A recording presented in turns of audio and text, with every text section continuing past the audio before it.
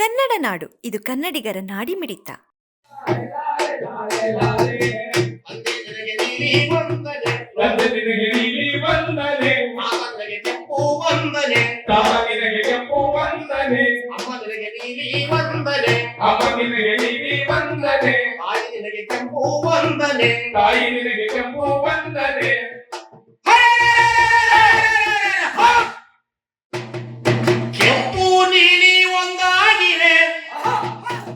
ಸಂವಿಧಾನವನ್ನು ಹಪ್ಪಿಕೊಂಡಿವೆ.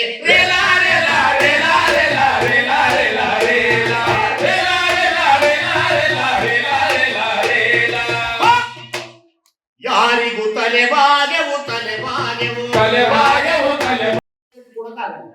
ಹಂಗಾಗಿದೆ. ಗಂಗಾಧರನಾಗ್ ಸರ್ ಹೇಳ್ತಿದ್ರು, ನೀವು ಡೆಲ್ಲಿಗೆ ಹೋಗ್ಬೇಕು, ಬೆಂಗಳೂರಿಗೆ ಹೋಗ್ಬೇಕು, ಹೋರಾಟ ಮಾಡ್ಬೇಕಂದ್ರೆ ಬೆಂಗಳೂರೇನು, ಡೆಲ್ಲಿಗೂ ಹೋರಾಟ ಮಾಡಿ ಡೆಲ್ಲಿಯಲ್ಲಿ ಇರ್ತಕ್ಕಂಥ ಕಾಂಗ್ರೆಸ್ ನಾಯಕರಿಗೆ ಮೈ ಚಳಿಸಿ ಬಂದಿದ್ರು.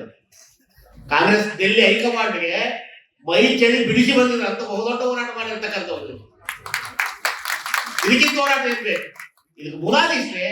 ಈಗಾಗಲೇ ದಲಿತ ಸಂಘಟನೆಗಳು ಅಥವಾ ಮಾದಿಗ ಸಂಘಟನೆಗಳು ಸಾಮಾಜಿಕ ನ್ಯಾಯಕ್ಕೋಸ್ಕರ ತಮ್ಮೆಲ್ಲ ಸರ್ವಸ್ವವನ್ನು ಮುಡುಪಿಟ್ಟು ಹೋರಾಟ ಮಾಡಿರ್ತಕ್ಕಂಥ ಒಂದು ಚಾರಿತ್ರಿಕ ಹಿನ್ನೆಲೆ ಈ ಹೋರಾಟಕ್ಕೆ ಬುನಾದಿ ಆಗಿದೆ.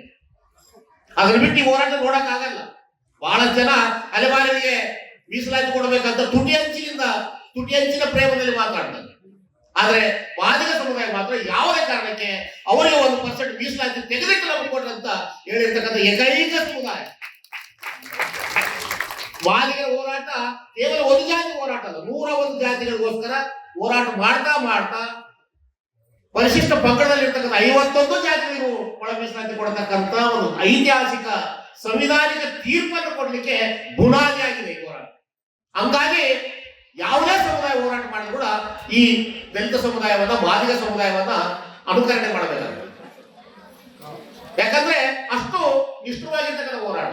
ಜಾತಿ ಹೆಸರೇಳಕ್ಕೆ ಕಷ್ಟಪಡ್ತಿದ್ವಿ.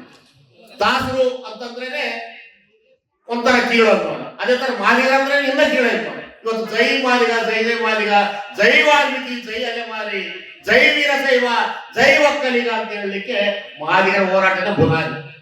ಇದರಲ್ಲಿ ಅನುಮಾನ ಇಲ್ಲ. ಅದು ನಮ್ಮ ಅಣ್ಣ ತಮ್ಮರಿಗೆ ಗೊತ್ತಿಲ್ಲ. ಅದಕ್ಕೋಸ್ಕರ ಇವರು ಭೇಟಿ ಆಡ್ತಾರೆ. ಜೊತೆಗೆ ಹಲವಾರು ಏರಿಯಾಗಳಲ್ಲಿ ಅಥವಾ ಕೇರಿಗಳಲ್ಲಿ ಎಲ್ಲಾ ಸಮುದಾಯಗಳ ಸಾಂಸ್ಕೃತಿಕವಾಗಿರ್ತಕ್ಕಂಥ ಕಾರ್ಯಕ್ರಮಗಳನ್ನ ಅತ್ಯಂತ ಅಚ್ಚುಕಟ್ಟಾಗಿ ನಿಭಾಯಿಸ್ತಕ್ಕಂಥ ಬಹುದೊಡ್ಡ ಸಾಂಸ್ಕೃತಿಕ ಸಮುದಾಯ ಈ ಚನ್ನದಾಸರು ಮತ್ತು ಮಾಲದಾಸರು ವಲಯದ ಸಾಂಸ್ಕೃತಿಕವಾಗಿ ಬಹುದೊಡ್ಡ ಪರಂಪರೆಯನ್ನು ಕಾಪಾಡಿಕೊಂಡಿರ್ತಕ್ಕಂಥವರು. ಅವರು ಒಂದು ನಿಂತು ಹಾಡಾಡಿದ್ರೆ ಅಥವಾ ಬಯಲಾಟ ಆಡಿದ್ರೆ ಅಥವಾ ನಾಟಕಗಳು ಆಡಿದ್ರೆ ಅಥವಾ ಹೆಣ್ಣು ಪಾತ್ರ ಮಾಡಿದ್ರೆ ಈ ವ್ಯವಸ್ಥೆಯನ್ನ ವ್ಯಂಗ್ಯ ಮಾಡಲಿಕ್ಕೆ ಅವರದೇ ಆಗಿರ್ತಕ್ಕಂಥ ಹಲವಾರು ಕಲಾ ಪ್ರಕಾರಗಳ ಮೂಲಕ ಈ ವ್ಯವಸ್ಥೆಯನ್ನು ಬಡವೆಬ್ಬಿಸಿರ್ತಕ್ಕಂಥ ಜನ ಇವರು.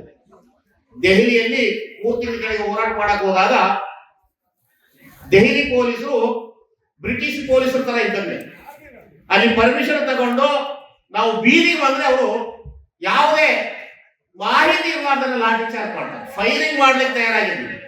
ನಿಮ್ಗೆ ಗೊತ್ತಿರ್ಲಿ, ಫೈರಿಂಗ್ ಮಾಡಕ್ ತಯಾರಾದಾಗ ಇವ್ರು ಎದುರಿಗೆ ನಿಂತು ನೀವು ಏನ್ ಫೈರ್ ಮಾಡೋದು ಪರವಾಗಿಲ್ಲ, ನಿಮ್ಮ ಹೈಕಮಾಂಡ್ ಇಲ್ಲಿ ಬರ್ಬೇಕಂತ ರಸ್ತೆಯಲ್ಲಿ ನಿಂತು ಹೈಕಮಾಂಡ್ ರಸ್ತೆ ಕರ್ಕೊಂಡು ಹೋಗಿ ಆಫೀಸಲ್ಲಿ ಹೋಗಿ ಚರ್ಚೆ ಮಾಡಿ.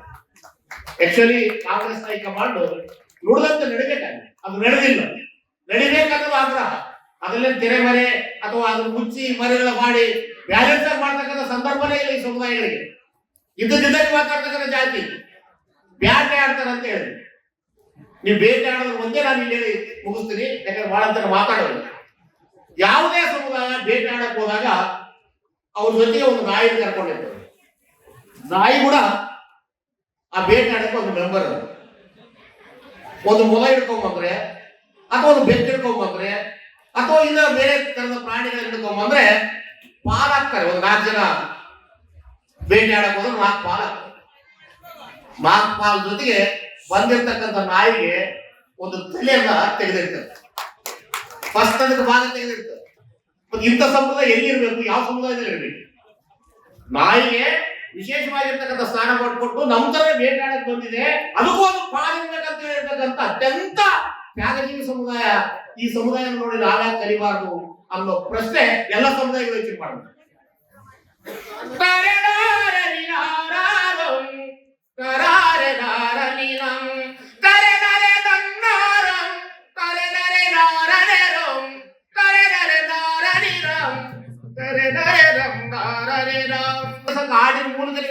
ಪ್ರಶ್ನೆ ಮಾಡ್ತಕ್ಕಂಥ ಬಹುದೊಡ್ಡ ಸಮುದಾಯ,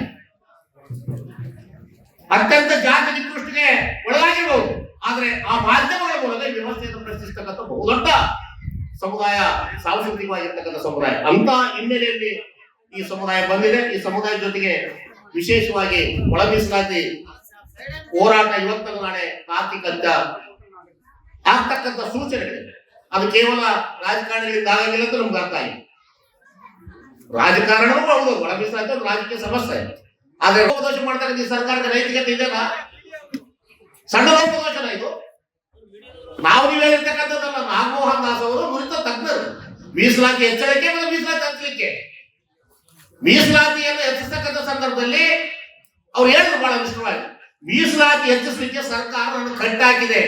ಒಬ್ಬ ನಿಷ್ಠುವಂತ ಈ ತರ ಮಾತಾಡಿದ್ರೆ ಯಾವುದೇ ನ್ಯಾಯ ಬ್ಯಾಲೆನ್ಸ್ ಮಾಡ್ತಾರೆ ಸರ್ಕಾರ. ಅವ್ರು ಹೇಳಿದ್ದೇನೆಂದ್ರೆ, ಪರಿಶಿಷ್ಟ ಜಾತಿ 15 ಪ್ರಮಾಣವನ್ನ ಪರ್ಸೆಂಟೇಜ್ ಅನ್ನ 17ಕ್ಕೆ ಹೆಚ್ಚಿಸಬಹುದೇ, ಪರಿಶಿಷ್ಟ ಪಂಗಡದ 3% 7ಕ್ಕೆ ಹೆಚ್ಚಿಸಬಹುದೇ, ಈ ತರದ ಲಿಮಿಟೇಷನ್ ನನಗೆ ಹಾಕಿ ನಿರ್ಬಂಧ ಹಾಕಿ ವರದಿ ಕೊಡು ಅಂತ ಹೇಳಿದ್ರು. ಅದಕ್ಕೋಸ್ಕರ ನಾನು ಅದರ ಚೌಕಟ್ಟಿನೊಳಗೆ ಕೆಲಸ ಮಾಡಬೇಕಾಗಿತ್ತು. ಯಾಕಂದ್ರೆ ಸರ್ಕಾರ ಒಂದು ನಮ್ಗೆ ಆದೇಶ ಮಾಡಿದ್ರೆ ಅಥವಾ ತೀರ್ಪು ಇದಕ್ಕೆ ತಕ್ಕಂಗೆ ಬರ್ಬೇಕಂದಾಗ ಅದನ್ನು ಮೀರಿ ನಾವು ಯೋಚನೆ ಮಾಡಕ್ಕಾಗಲ್ಲ. ಆದ್ರೂ ಕೂಡ ನಾಗಮೋಹನ್ ದಾಸ್ ಅವರು ಹೇಳ್ತಾರೆ, ಅದರಲ್ಲಿರ್ತಕ್ಕಂಥ ಸದಸ್ಯರು ಇವರು ಪ್ರಶ್ನೆ ಮಾಡ್ತಾರೆ, ನೀವು 17 ಮತ್ತೆ 15 ಅಷ್ಟೇ ಮಾತಾಡ್ಬೇಕಾಗಿತ್ತು, 7 ಮತ್ತು 17 ಅಷ್ಟೇ ಹೇಳ್ಬೇಕಾಗಿತ್ತು, ನೀವು 18% ಮೀಸಲಾತಿ ಕೊಡ್ಬೇಕಂತ ಹೇಳಿದ್ರೆ ಎಸ್ಸಿಗಳಿಗೆ ಯಾಕಂತ ಅಲ್ಲಿರ್ತಕ್ಕಂಥ ಸದಸ್ಯರು ಹೇಳ್ತಾರೆ. ಅವಾಗ ಹೇಳ್ತಾರೆ, ಇಲ್ಲ, ಇರ್ತಕ್ಕಂಥ ಸತ್ಯನ ಪ್ರತಿಪಾದಿಸೋದು ನನ್ನ ಒಬ್ಬ ಅಧ್ಯಕ್ಷರಾಗಿ ನನಗೆ ಇರ್ತಕ್ಕಂಥ ಜವಾಬ್ದಾರಿ. ನಾನು 17 ಕೊಡ್ಬೋದು ಅಂತ ಹೇಳಿನಿ, ಜೊತೆಗೆ ಇನ್ನೊಂದು ಕೂಡ ಕೊಡಬಹುದು, ಈ ಜನಸಂಖ್ಯೆ ಎಷ್ಟಿದೆ ಅಂತ ಹೇಳ್ತೀನಿ ಅಂತ ಹೇಳಿರ್ತಕ್ಕಂಥ ನಿಷ್ಠುರವಾಗಿರ್ತಕ್ಕಂಥ ನ್ಯಾಯ. ಇಂಥ ನ್ಯಾಯವಾದಿಗಳನ್ನ ಕಾಣೋದು ಬಹಳ ವಿರಳ. ಅಂತ ಒಂದು ವೈಜ್ಞಾನಿಕವಾಗಿರ್ತಕ್ಕಂಥ ವಸ್ತುನಿಷ್ಠವಾಗಿರ್ತಕ್ಕಂಥ ವರದಿಯನ್ನು ಕೊಟ್ಟಿರ್ತಕ್ಕಂಥ ನಾಗಮೋಹನ್ ದಾಸರ ವರದಿಯನ್ನ ಸರ್ಕಾರ ನಿರ್ಲಕ್ಷ್ಯ ಮಾಡಿದೆ ಅಂದ್ರೆ, ಸರ್ಕಾರ ಕೇವಲ ನಾಗಮೋಹನ್ ದಾಸರ ವರದಿಯನ್ನು ನಿರ್ಲಕ್ಷ್ಯ ಮಾಡಿಲ್ಲ, ಸರ್ಕಾರ ಸಾಮಾಜಿಕ ನ್ಯಾಯದ ಸಂವಿಧಾನ ಮೌಲ್ಯಗಳನ್ನು ನಿರಾಕರಣೆ ಮಾಡಿದೆ ಅಂತ ಹೇಳಿದ್ರು. ಇದೇನು ಮುಲಾಜಿಲ್ಲ. ಅದು ಯಾವುದೇ ಸರ್ಕಾರ ಯಾಕಂದ್ರೆ ಇದು ಹೇಳ್ತಾರೆ, ಒಳ ಮೀಸಲಾತಿ ಹೋರಾಟ ಒಂದು ರಾಜಕೀಯ ಪಕ್ಷಕ್ಕೆ ಸೀಮಿತವಾಗಿಲ್ಲ, ಒಂದು ಪಕ್ಷದ ವಿರುದ್ಧ ಹೋರಾಟ ಮಾಡಿಲ್ಲ, ಇಡೀ 3 ಪಕ್ಷಗಳ ವಿರುದ್ಧ ನಿರಂತರವಾಗಿ ಹೋರಾಟ ಮಾಡಿರ್ತಕ್ಕಂಥ ಬಹುದೊಡ್ಡ ಸಾಮಾಜಿಕ ಆಂದೋಲನ. ಇದನ್ನ ಯಾರು ಪ್ರಶ್ನೆ ಮಾಡಕ್ಕೆ ಇಲ್ಲ. ಈ 3 ಪ್ರಶ್ನೆಗಳು ಕೂಡ, ಈ 3 ಪಕ್ಷಗಳು ಕೂಡ ಇವತ್ತು ಒಪ್ಕೊಂಡಿದ್ದಾರೆ. ಜೆಡಿಎಸ್ ತನ್ನ ಪ್ರಣಾಳಿಕೆಯಲ್ಲಿ ಬರ್ಕೊಂಡಿದೆ, ಕಾಂಗ್ರೆಸ್ ತನ್ನ ಪ್ರಣಾಳಿಕೆಯಲ್ಲಿ ಬರ್ಕೊಂಡಿದೆ, ಬಿಜೆಪಿ ತನ್ನ ಪ್ರಣಾಳಿಕೆಯಲ್ಲಿ ಬರ್ಕೊಂಡು ಕೆಲಸ ಮಾಡ್ಲಿಕ್ಕೆ ಮುಂದೋಗಿದೆ. ಇಂಥ ಐತಿಹಾಸಿಕ ಹೋರಾಟ 30 ವರ್ಷ ಆಯ್ತು, ಕಷ್ಟದ ವಾದ. ಸಬ್ಸ್ಕ್ರೈಬ್ ಮಾಡಿಕೊಳ್ಳಲು ಕೂಡಲೇ ಪಕ್ಕದಲ್ಲಿ ಕಾಣುವ ಬೆಲ್ ಐಕಾನ್ ಕ್ಲಿಕ್ ಮಾಡಿ ನೋಟಿಫಿಕೇಶನ್ ಪಡೆಯಿರಿ.